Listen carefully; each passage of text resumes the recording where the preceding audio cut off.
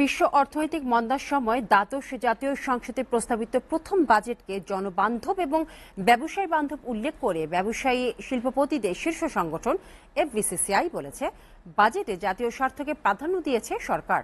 ঢাকার মতিঝিল কার্যালয়ে বাজেট নিয়ে তাৎক্ষণিক প্রতিক্রিয়ায় একথা বলেন এফবিসিসিআই সভাপতি মাহবুবুল আলম। আর ঢাকা চেম্বার অব কমার্সের সভাপতি জানান, সরকারি বেসরকারি প্রতিষ্ঠান যৌথভাবে চেষ্টা করলে এই বাজেট বাস্তবায়নযোগ্য।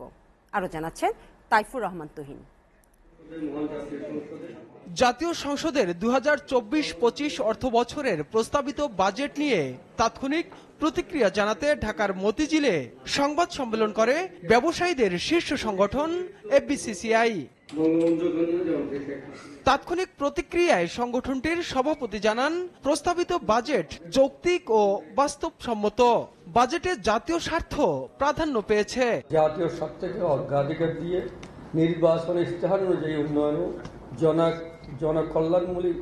কল্যাণমুখী বাজেট দেওয়ার জন্য সরকার সর্বাত্মক প্রচেষ্টা চালিয়েছে বলে আমরা প্রাথমিকভাবে মনে করেছি।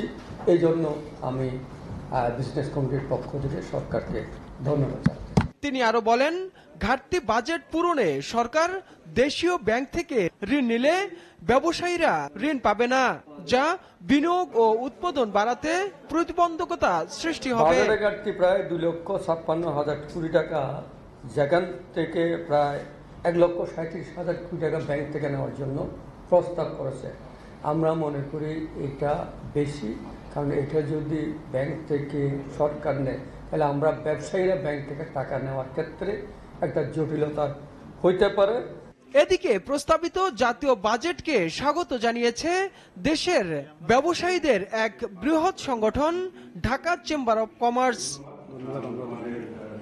তাৎক্ষণিক প্রতিক্রিয়ায় সংগঠনটির সভাপতি জানান, সবার সম্মিলিত প্রচেষ্টায় এ বাজেট বাস্তবায়ন সম্ভব।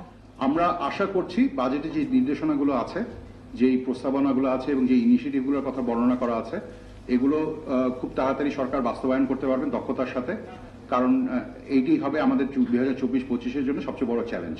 তবে 2-1 দিনের মধ্যে বাজেট নিয়ে বিস্তর পর্যালোচনা করে আনুষ্ঠানিক প্রতিক্রিয়া জানানো হবে বলে জানায় সংগঠন দুটির নেতারা।